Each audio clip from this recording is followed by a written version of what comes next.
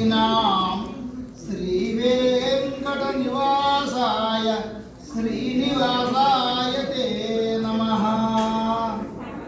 క్లాంబరధరం విష్ణుం శశివర్ణం చతుర్భుజం ప్రసన్నవదనం ధ్యాయేత్ సర్వవిఘ్నోపశాంతయే.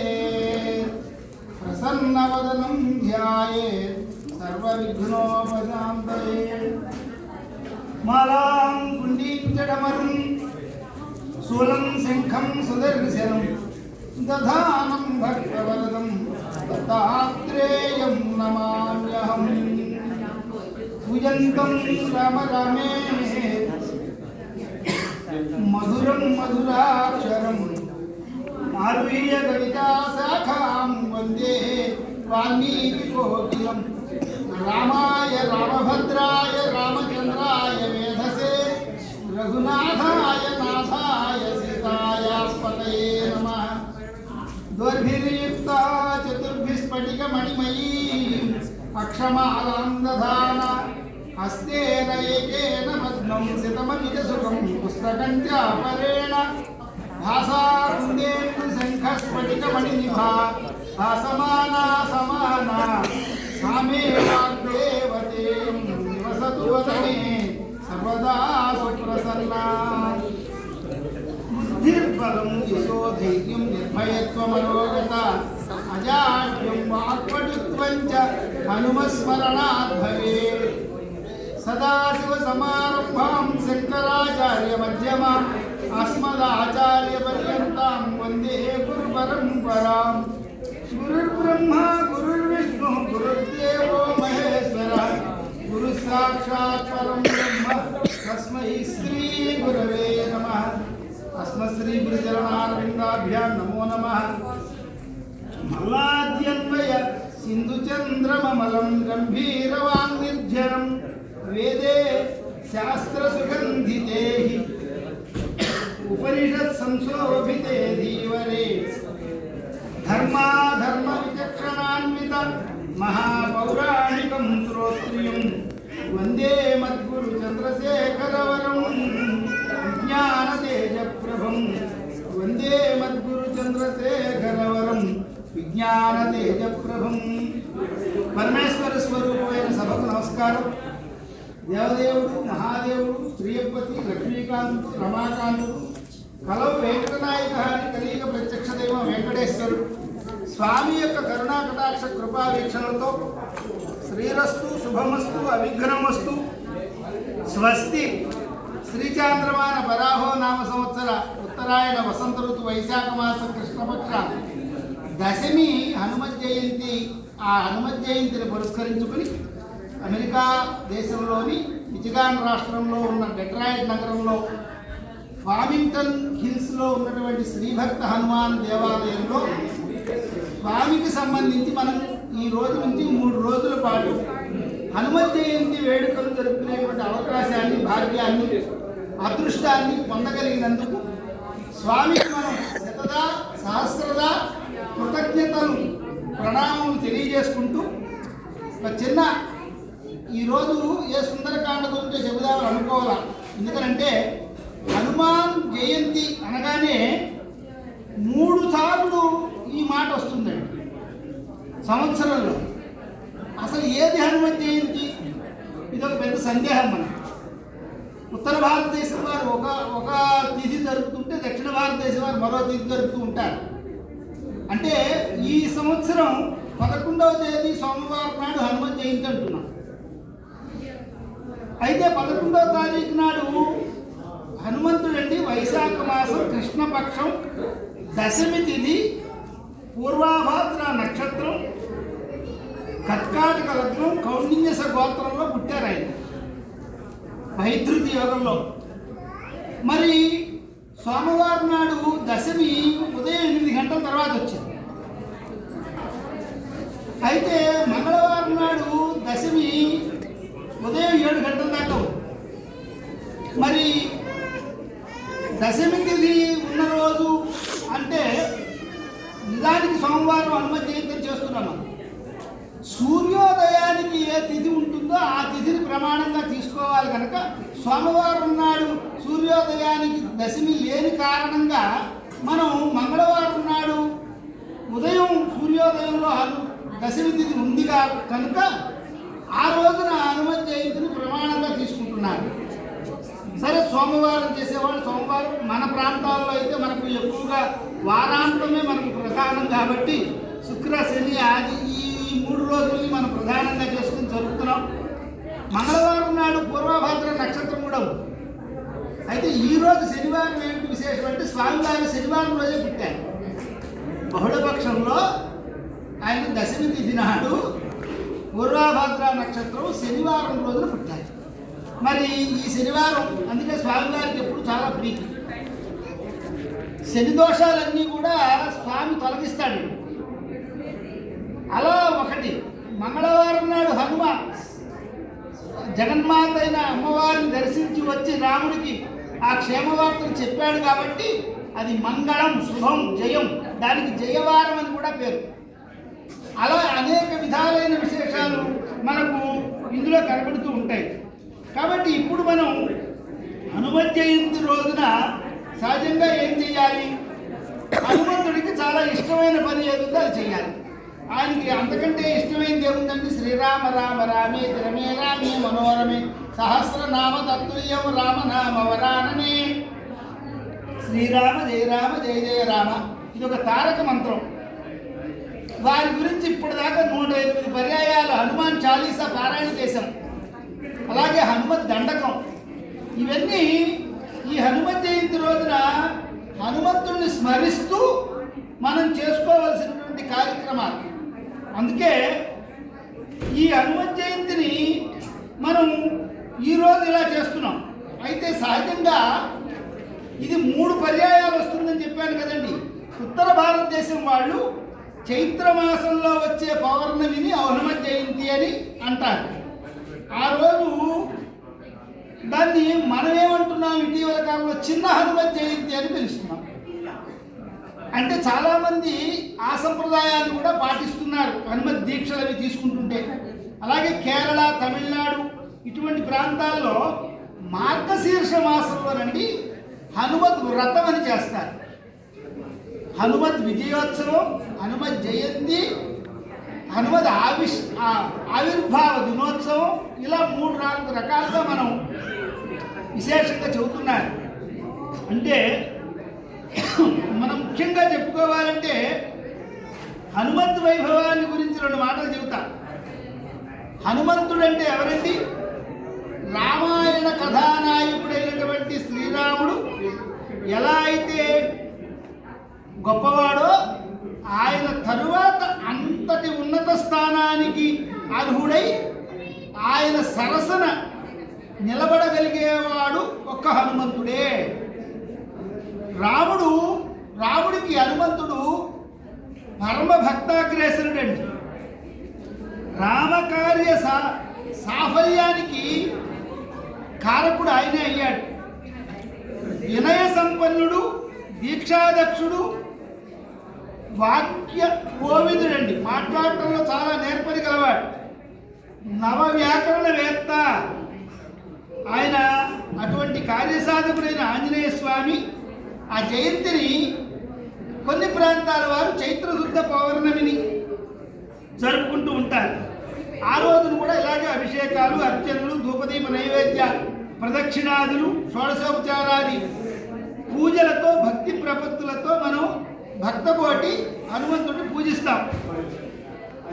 మనకి సుందరకాండ కథ, జాంబవంతుడి యొక్క ప్రేరణతో సీతాన్వేషణకు హనుమ పూనుకున్నప్పుడు ఆ లంకను చేరటానికంటే 4 కష్టమైన పనులు చేశాడు.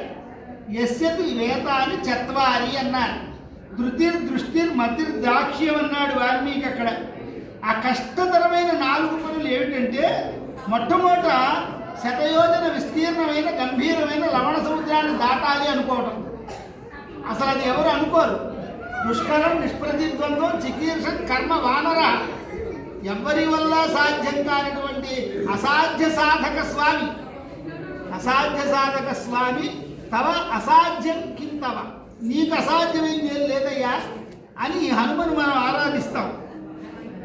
మైనాకుడు ఆతిథ్యంతో ప్రలోభమెత్త చూసిన మైనాకుడు ఆతిథ్యాన్ని కాలరాయటం, సురసను గెలవగలగటం, సింహికను సంహరించటం, ఇగో ఈ 4 లక్షణాలతో ఆయన రామకార్యాన్ని సాధించాడన్నారు. చిన్నతనంలోనేనండి ఆంజనేయ స్వామి బాల్యంలో సూర్యుడిని ఒక ఫలం, ఒక పండుగ భావించి మింగబోతుంటే ఇంద్రుడు తన వజ్రాయుధాన్ని ప్రయోగించాడు. అప్పుడు ఆ వజ్రాయుధం హనుమ యొక్క పై దవడకు తగిలి ఆ పై దవడ చిట్లింది. హనుమ అంటే దవడలు గలవాడు అని అర్థమైంది. అందుకే ఆయన హనుమంతుడయ్యాడు. అని మన అందరం కూడా మరి దవడలు మనకున్నాయి కదా అంటే ఆయనవి అలాంటివి కాదుట. ఆయనకు బజరంగ బలి అని. బజరంగ బలి అంటే చెప్పాలంటే సంస్కృతం వజ్రాంగుడు, వజ్రం లాంటి కఠినమైన శరీరం కలిగినటువంటి బలం కలిగిన వాడు ఆయన, మహాజ్ఞాని.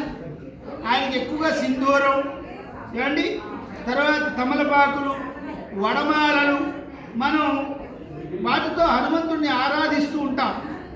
దాని ద్వారా మనకు జ్ఞానము, సంపద, విద్య ఇవన్నీ కూడా కోరిన కోరికలన్నీ తీర్చుకోవడంతో పాటు మనకున్న కష్టాలన్నింటి నుంచి విముక్తి పొందుతారు.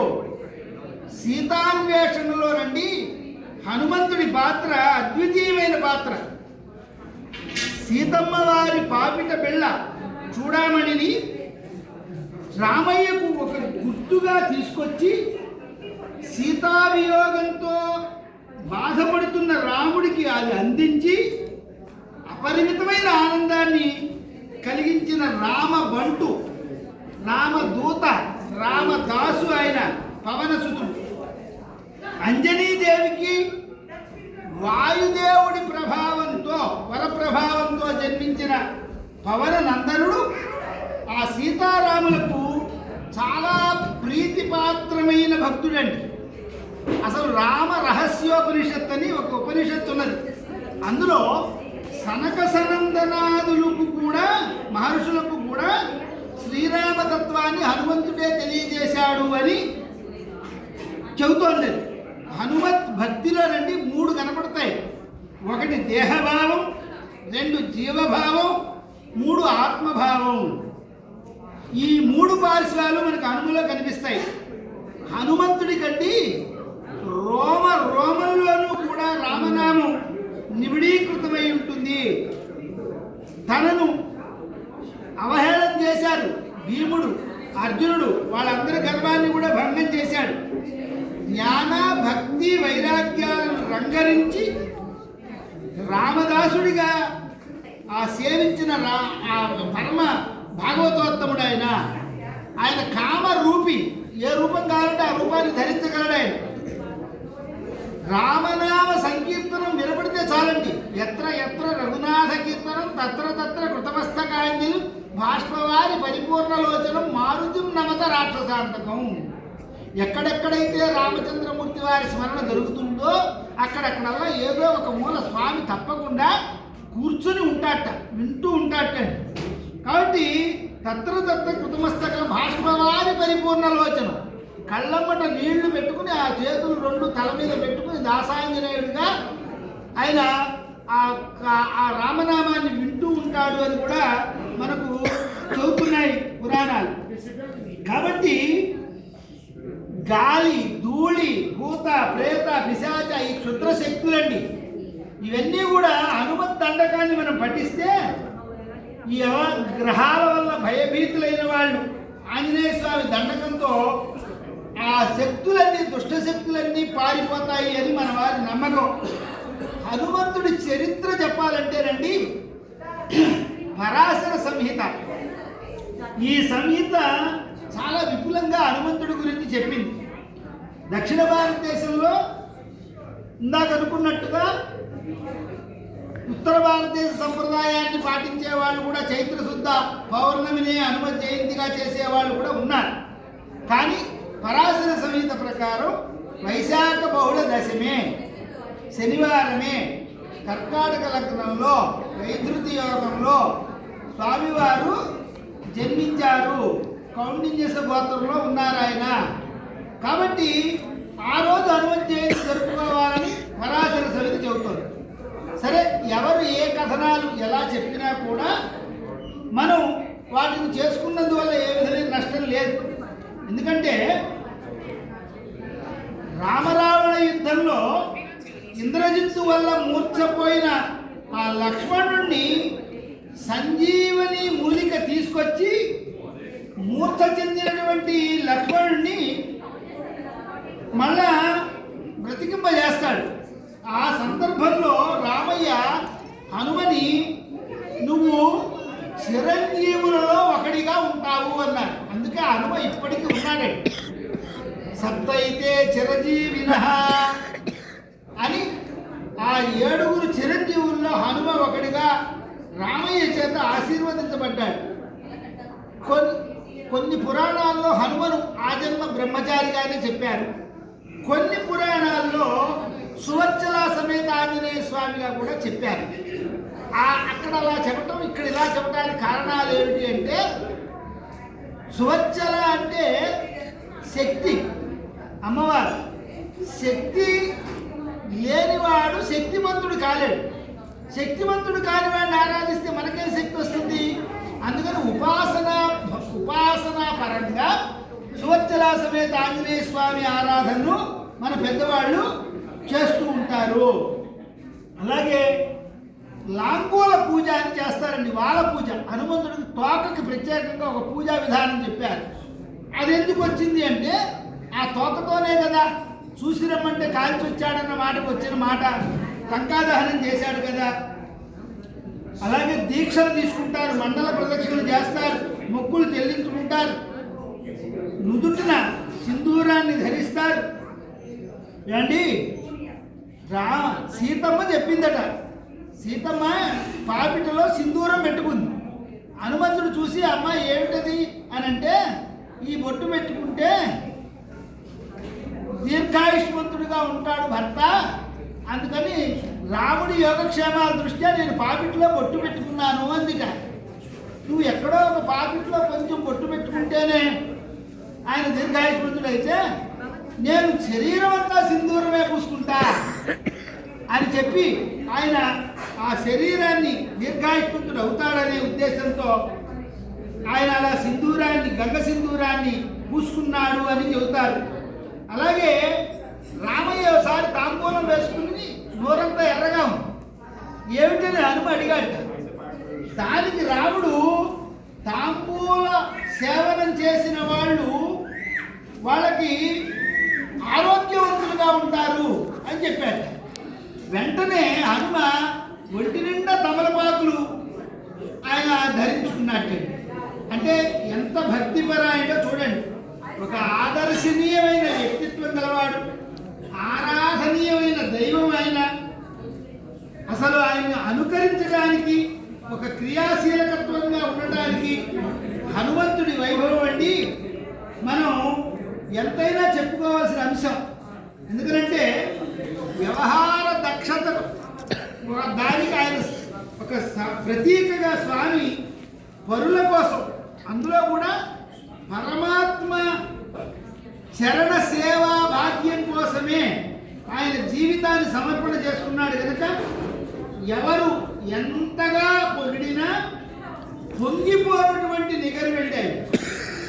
ఒక మానవుడు ఎలా జీవించాలో ఆచరణ ద్వారా తెలిపిన వానర శ్రేష్ఠుడు హనుమ. ఆయనకు అనేక నామాలు ఉన్నాయి. ఆ నామాలన్నీ కూడా మనం నిత్యము స్మరిస్తూ ఉంటే చాలా విశేషంగా హనుమంతుడి యొక్క వైభవాన్ని మనం పొందగలుగుతాం.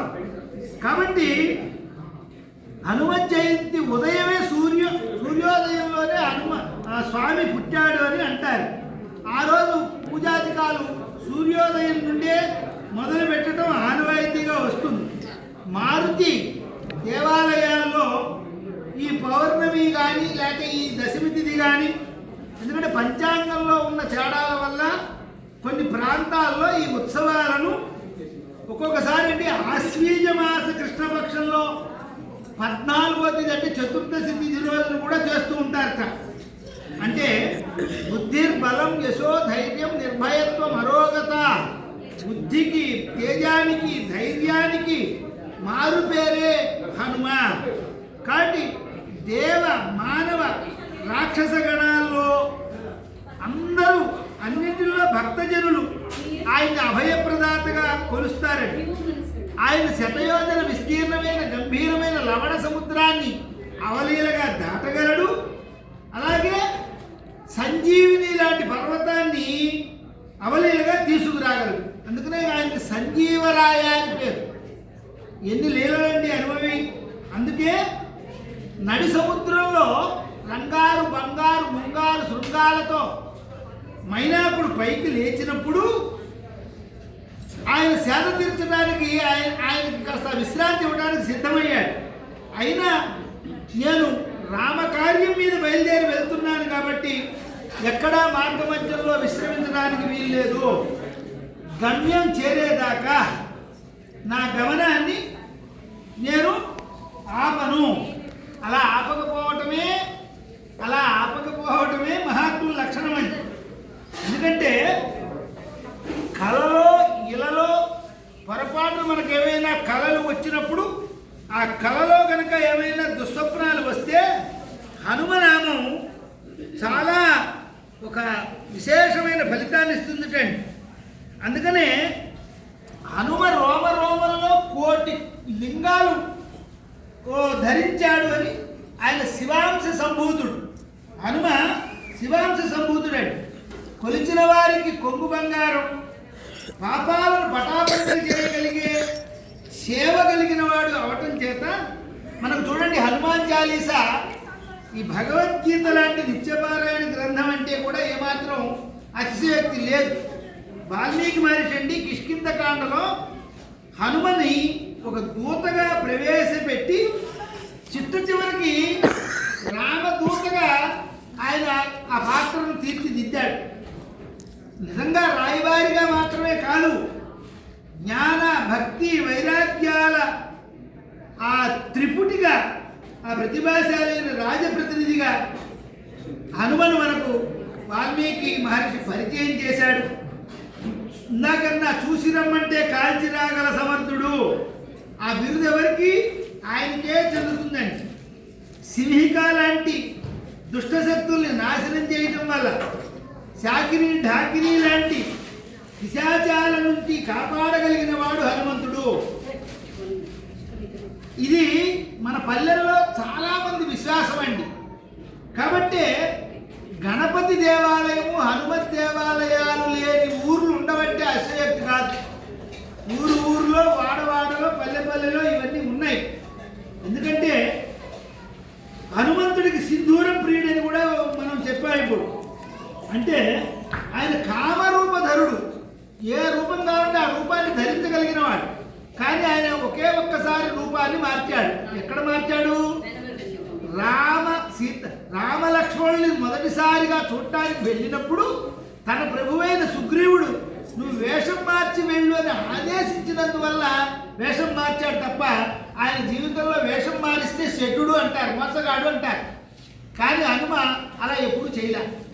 ఆ ఒక్క సంకటంలో అలా ఎందుకు చేశాడంటానికి కూడా దానికి చాలా కారణాలు మనకు రామాయణం ద్వారా తెలుస్తూ ఉంటాయి. కాబట్టి ఇలా మనం ఆ మహానుభావుడిని ఎంతగా మనం పొగుడుకున్నా కూడా, ఎందుకంటే ఆయన కపిశ్రేష్ఠుడు, వానరాణం అధీశం అన్నారు. కాబట్టి కొండంత ఎత్తుకు ఎదిగి మళ్ళా అవలీలగా ఒక పిల్లంతా లంకలోకి వెళ్ళటానికి ఆయన ఎంత సూక్ష్మ రూపం ధరించాడండి. ఓ పిల్లంత చిన్న రూపాన్ని కూడా ధరించగలిగినటువంటి మహాయోగి సముద్రాన్ని లంఘించాడంటే ఎలా లంఘించాడు? యోగశక్తితో లంఘించాడు. నిరోధ హృదయే ప్రాణాన్, హృదయంలో ప్రాణవాయువుని బంధించి యోగాన్ని అనుసరించి పూరక, రేచక, కుంభక యోగాల ప్రకారం ఆయన శతయోజన విస్తీర్ణమైన ఆ సముద్రాన్ని దాటాట. హనుమ శివాంశ సంభూతుడు, రాముడు పరమ వైష్ణవుడు. అంటే శివాయ విష్ణు రూపాయ శివరూపాయ విష్ణువే శివస్య హృదయం విష్ణు విష్ణుస్య హృదయం శివ అని శివకేశవులు ఇద్దరు. అందుకనేనండి విష్ణువు ప్రధానమైన దైవంగా గర్భాలయంలో ఉంటే ఆయనకు ఎదురుగుండా కాపలాగా ఎప్పుడు శివుడే ఉంటాడు. మీరు వెంకటేశ్వర స్వామినే తీసుకోండి.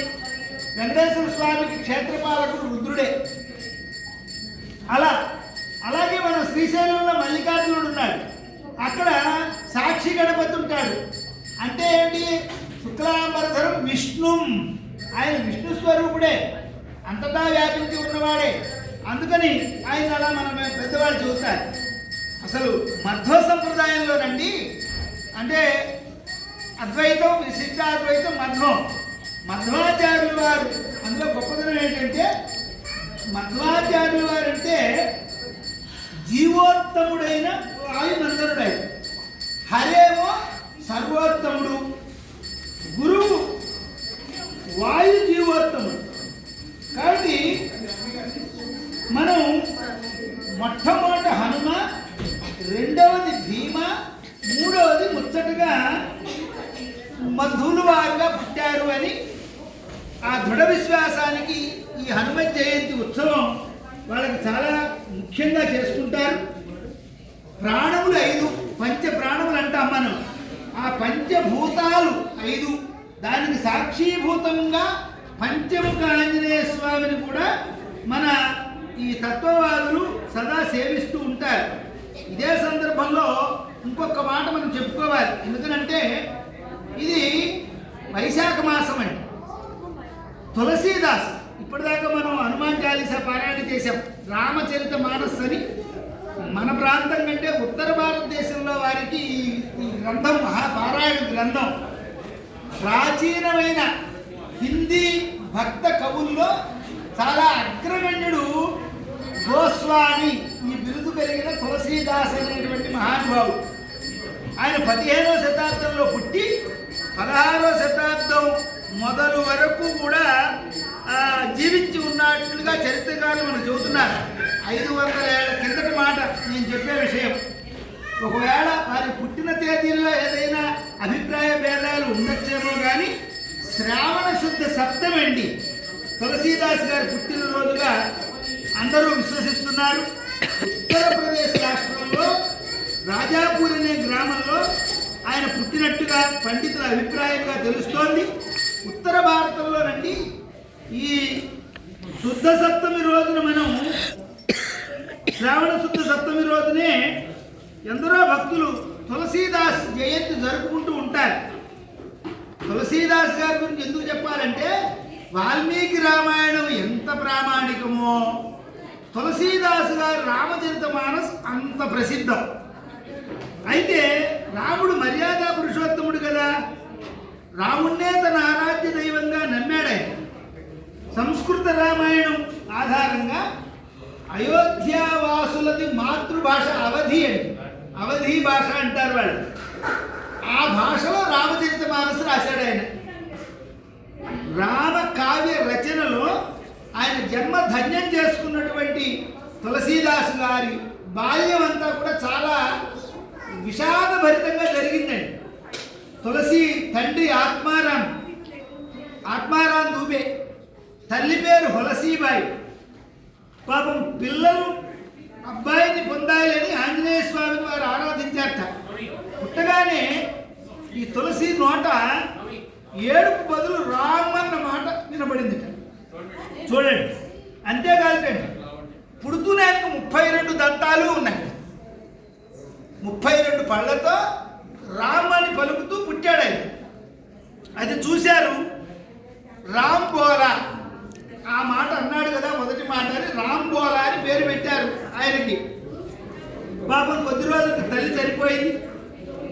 తులసీదాస్ గారు మూలా నక్షత్రంలో పుట్టాడని పుట్టినప్పుడే కొంతమంది ఆ నక్షత్రం మీద ఏదో అభాండాలు వేశారు. ఆ తర్వాత తండ్రి కూడా కొంతకాలం ఈ పిల్లవాడిని సునియా అనే ఒక దాసికి అప్పగించి ఆయన వెళ్ళిపోయాడు. కొద్ది రోజులకి ఆ తులసీదాసుని పెంచే దాసి కూడా చనిపోయింది. ఆ పరిస్థితుల్లో ఆ పిల్లవాడికి శివుడి పత్ని సతీదేవి, పార్వతీదేవి అన్నం తినిపించింది. ఈ వార్త చాలా విశేషంగా ప్రసిద్ధి పొందింది. చూడండి, ఆ పరమశివుడి అనుగ్రహం వల్ల నరహరిదాసు అనేటువంటి ఓ పండితుడు తులసిని దగ్గరకు తీసుకున్నాడు. నీ పేరు రాంబోలా కదా, ఈ పేరుతోనే నీకు ఉపనయనం, ఈ పంచశిఖలు యజ్ఞోపవేత సంస్కారం చేస్తున్నానని చేశాడు. ఇక చక్కగా విద్యాబుద్ధులు నేర్పించాడు. కాశీనగరంలో శేష సనాతన అనే పండితుడి దగ్గర వేదాంగాలు నేర్పించారు. తులసి అండి ఏకసంధాగ్రాహి. ఆయన గురువుని బాగా ఆకర్షించాడు. కాబట్టి గురువు యొక్క అనురాగం, వాత్సల్యం ఆయన మీద చాలా బాగా ఉన్నాయి. గురువుగారి ఆదేశానుసారమే ఒక చక్కటి అమ్మాయి రత్నావళి, ఆమెను పెళ్లి చేసుకున్నాడు. ఈ భార్య రత్నావళిని తులసి అండి ఎంత ప్రేమించాడంటే అంతగా ప్రేమించాడు, అపరిమితంగా. అయితే దానివల్ల ఆయనలో రామభక్తి మెల్లగా తగ్గిపోవటం మొదలుపెట్టింది. భార్య ప్రేమలో పడిపోయి ఓ రోజు ఆమె ఎందుకో పుట్టింటికి వెళ్ళింది. ఈ తులసి తక్షణం భార్యను ఎడబాటుకు ఓర్చుకోలేక అత్తారింటికి బయలుదేరాడు. భయంకరమైన తుఫాను, వడగళ్ళ వాన పడుతోంది. గంగా నది నుండి ఈదుకుంటూ అవతల ఒడ్డుకు చేరి అత్తవారింటికి వెళ్ళాట. ఆ స్థితిలో వచ్చిన భర్తను చూసింది రత్నావళి. కొంచెం కోపం వచ్చి, ఏమండి నా కోసం మీరు ఇంత సాహసాన్ని ఒడిగట్టారా? మీకేమి అవి సిగ్గు అని అనిపించడం లేదా? ఈ మాంసమయమైన రక్తమయమైన జీవనెత్తులతో కూడిన ఈ శరీరం కోసం మీరు ఇది శాశ్వతమని భావించి ఇంత దూరం వచ్చారా? నా మీద చూపించే శ్రద్ధలో సగమైన మీరు రాముడి మీద చూపిస్తే మీ జన్మ చరితార్థమయ్యేది కదా అని భార్య మందలించిందన్నాడు. అంతేనండి, అది తక్షణం తులసిని ఆ వెన్ను మీద ఎవరో కొట్టినట్లయిందిటండి. చీకట్లోనే తిరుగు ప్రయాణం అయ్యాడు. చుట్టూ గాఢాంధకారమే, కానీ మనసంతా ఏదో కొత్త వెలుగుతో పాపం నిండిపోయింది. అదే జ్ఞానం అన్నారు. పశ్చాత్తాపంతో ఆ గురువు గారి బోధలను చక్కగా మళ్ళా జ్ఞాపకానికి తెచ్చుకుని ఆ రోజునే సన్యసించాడు. రాముడికి దాసుడయ్యాడు.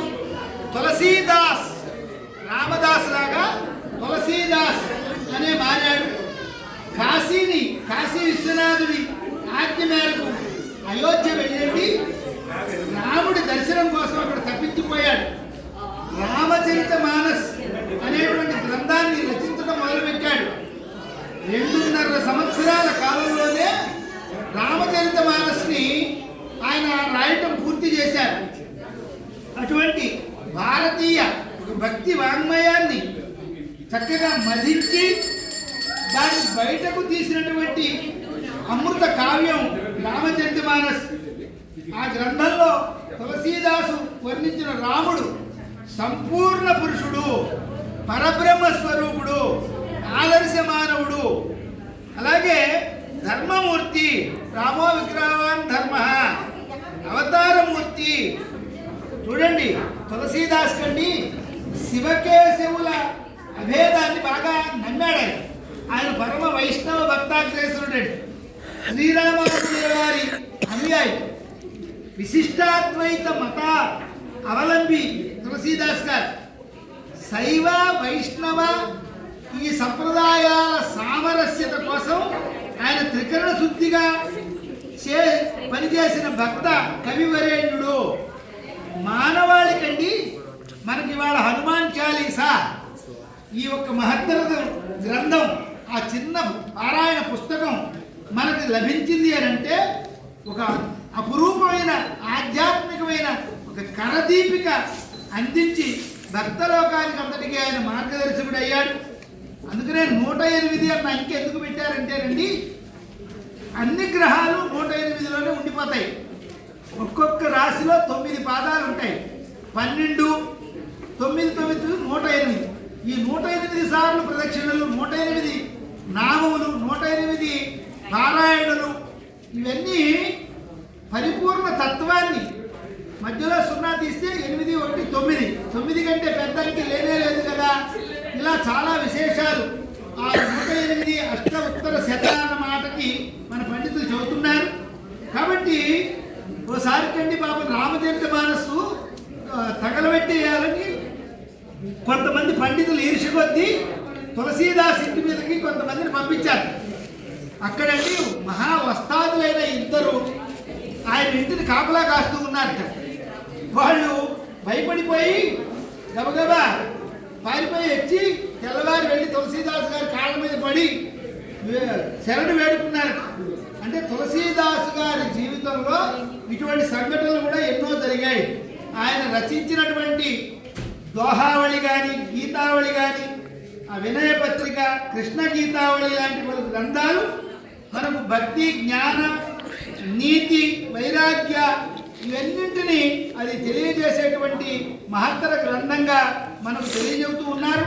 అటువంటి విశేషమైనటువంటి ఈ యొక్క హనుమత్ జయంతిని మనం ఈ రోజున ఇక్కడ శ్రీభక్త హనుమాన్ టెంపుల్లో చేసుకోవటం చాలా అదృష్టం, అవకాశం, భాగ్యంగా భావిస్తూ ఎంత లేదన్నా వాల్మీకి రామాయణంలో ఒక చిన్న ఘట్టం అది చెప్పుకోకుండా మనం హనుమ గురించి చెబితే అది చాలా అసంపూర్ణంగా ఉంటుంది. ఒక్క చిన్న శ్లోకం మనవి చేసి మన ఊరేగింపు ఏర్పాటుకి ముందు భాగంలోనే దాన్ని కథాభాగాన్ని పూర్తి చేద్దాం. ఎందుకంటే ఎక్కడంటేనండి కిష్కింధా నగరంలో పంపా సరోవరంలో రామలక్ష్మణులు సీతాన్వేషణ కోసం విహరిస్తూ ఉన్నారు. ఆ సమయంలో ఋషిముఖ పర్వతం మీద ఉన్న సుగ్రీవుడు వచ్చిన వాళ్ళు వాలి పంపితే వచ్చారే అన్న భయం కొద్దీ హనుమంతుడిని పిలిచి, నాయనా నువ్వు వెళ్ళి ఆ వచ్చిన వాళ్ళు ఎవరు కనుక్కురా అని చెప్పినప్పుడు చాలా భయాలు పెట్టాడు. నిజంగా నువ్వు మళ్ళీ అక్కడికి వెళ్ళి నువ్వు వాళ్ళ పార్టీలో చేరిపోతే నా పరిస్థితి ఏమిటి?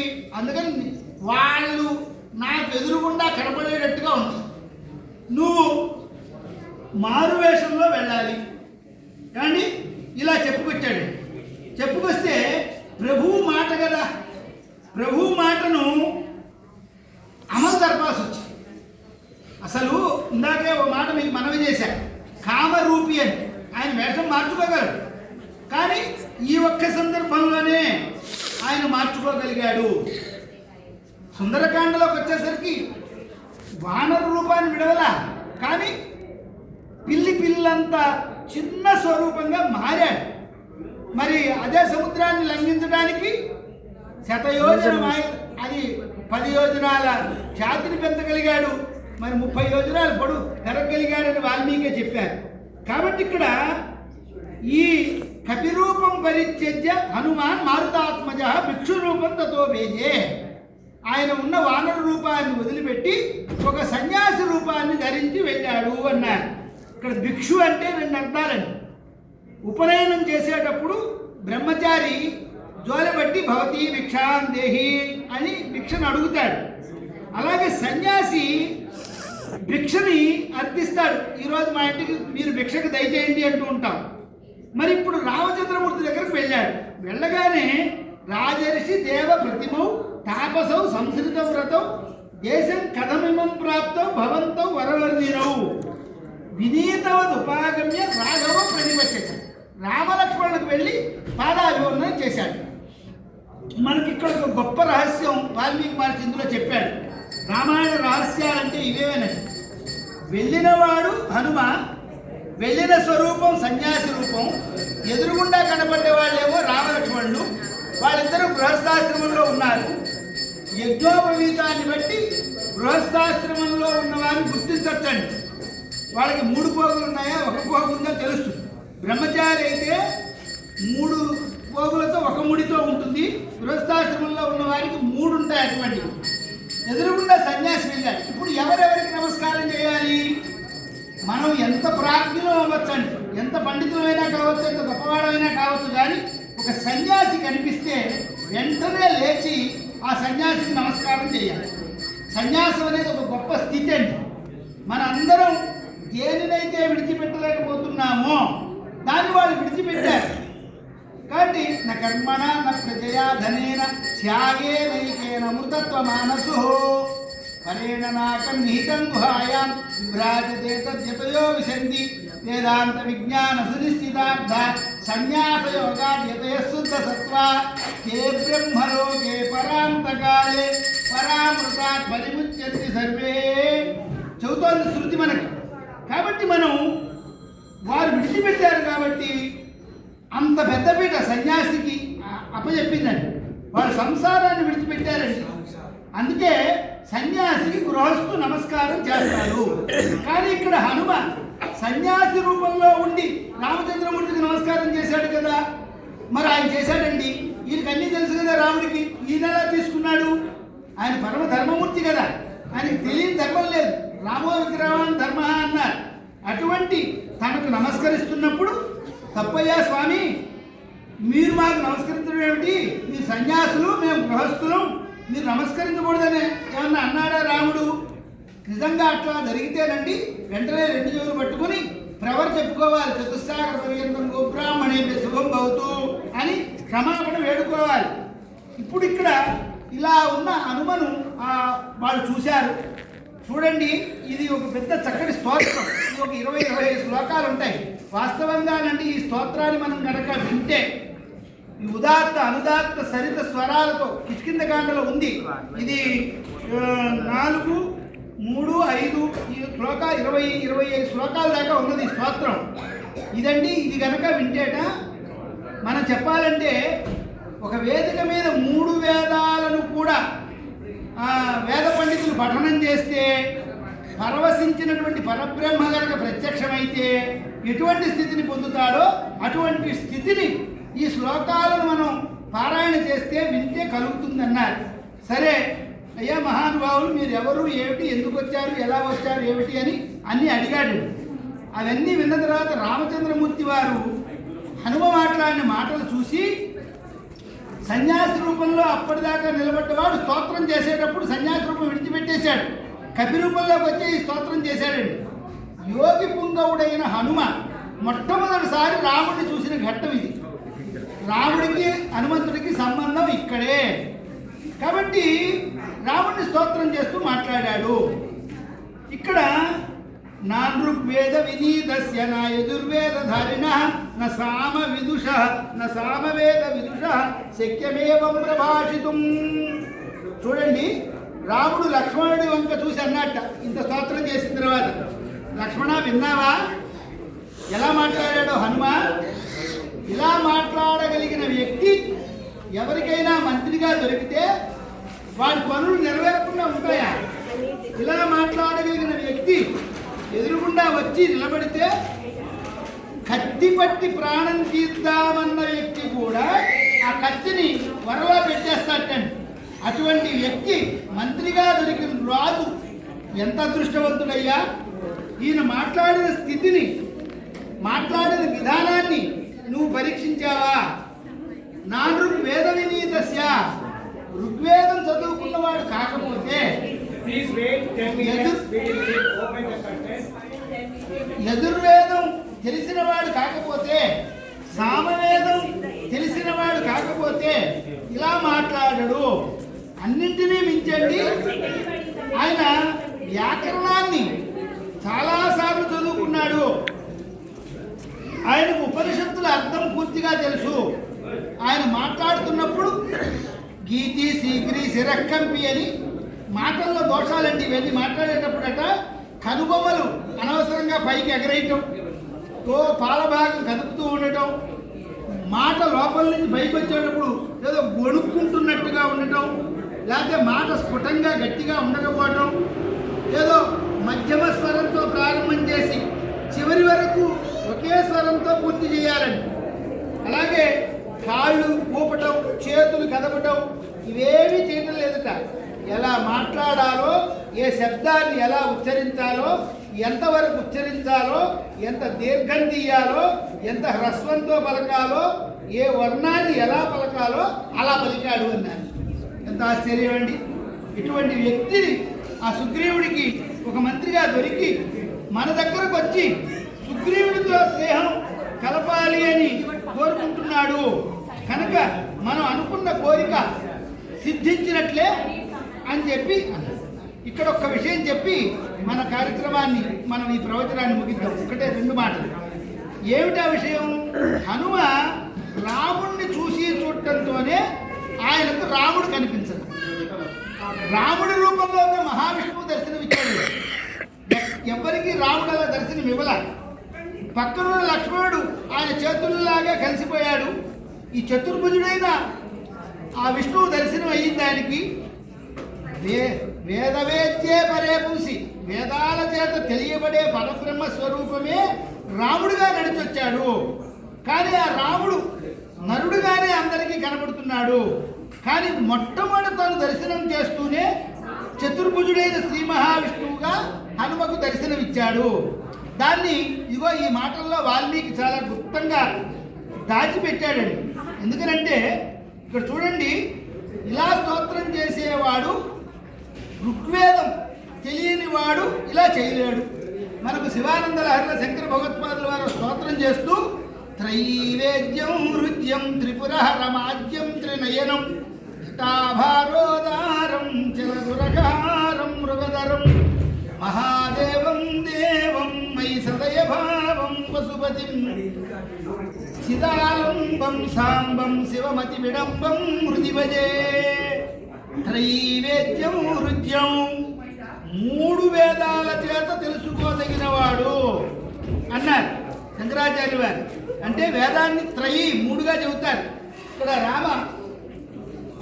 ఋగ్వేదము, యజుర్వేదము, సామవేదం 3, 4 అయితే వేదాలు 3 అంటున్నారు. ఏంటండి అంటే ఒక వస్తువుని ఒకసారి కోసాం 2 భాగాలు అవుతుంది, ఇంకోసారి కోస్తే 3 అవుతుంది, మరోసారి కోస్తే 4 అవుతుంది.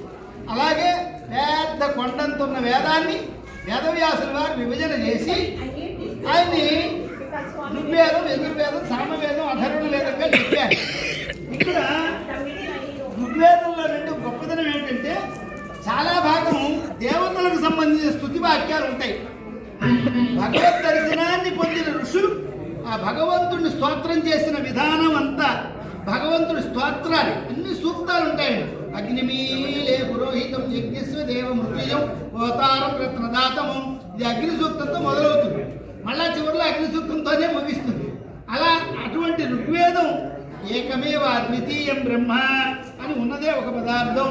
ఆ ఒక్క పదార్థం ఈ లోకాన్ని రక్షించడం కోసమని అజాయమానో బహుదా విజాయతే, అసలు పుట్టుకే లేనివాడు అనేక విధాలుగా పుడుతున్నాడు అని చేశారు. ఇలా అలాగే ఋగ్వేదం అలా చెబితే యజుర్వేదం అండి అసలు గుండెకాయట, యజురేవ శిరహ, అది అందులో రుద్రాధ్యాయం ఉన్నదండి. ఆ రుద్రాధ్యాయం మేలుబంతి అన్నారు. అలాంటి యజుర్వేదం తెలిసి ఉండాలి, రాగయుక్తంగా సామవేదం తెలిసి ఉండాలి, అన్ని తెలిసి మాట్లాడాడు. కాబట్టి హనుమ ఆయన వాక్య విధానం వరిష్టం, మాట్లాడటంలో మహా నేర్పరి అన్నారు. అదిగో మనం చాలా చోట్ల ఇంటర్వ్యూలకు వెళ్ళాలి. ఆ ఇంటర్వ్యూల్లో హనుమ ధ్యానం చేస్తే తప్పకుండా మీకు కార్యసాధన. మరి ఇంత మంచి ఈ రాష్ట్రంలో ఉన్న ఈ మన డెట్రాయిట్లోని బావింతన్ హిల్స్లో ఉన్నటువంటి శ్రీభక్త హనుమాన్ మనందరికీ ఆయురారోగ్య ఐశ్వర్య భోగభాగ్యాలు, మళ్ళా వచ్చే హనుమ జయంతిని కూడా ఇంతకు 3 ఉత్సాహంగా శక్తితో చేసుకునే ఆ బలం, ఆ ఆశీస్సులు ఆయన అందించాలని కోరుకుంటూ, నా అదృష్టం ఏంటంటే నేను మా మనవరాలి కోసంగా నేను ఈ నగరానికి మా అబ్బాయి దగ్గరకు వస్తే 3 పర్యాయాలు హనుమ నన్ను ఇక్కడ 4 మాటలు మాట్లాడించే అవకాశం నాకు ఇచ్చాడు. నేను ఎక్కడ ఏ మాట ఎక్కడ చెప్పలేదు ఇక్కడ. కానీ ఈ దేవాలయంలో నాకు 3 సార్లు హనుమ గురించి సీతారామ కళ్యాణం రోజున, అంతకుముందు సుందరకాండ, ఈరోజు హనుమ జయంతిలో 2 మాటలు చెప్పే అవకాశం ఇచ్చిన ఈ దేవస్థానం అందరికీ మరొక్కసారి హృదయపూర్వక కృతజ్ఞతలు తెలియజేసుకుంటూ ఈ యొక్క ప్రవచనాన్ని ఇంతటితో ముగిస్తున్నా. స్వస్తి ప్రజాభ్య పరిపాలయంతాం న్యాయేన మార్గేణ మహిమహీష గోబ్రాహ్మణేభ్య సోమస్తు నిత్యం లోకా సమస్తాః. జయ గురుదేవ దత్త. నమ పార్వతీపదే హర హర మహాదేవ శంభో. సర్వం శ్రీ పరమేశ్వర పాదారవిందార్పణమస్తు.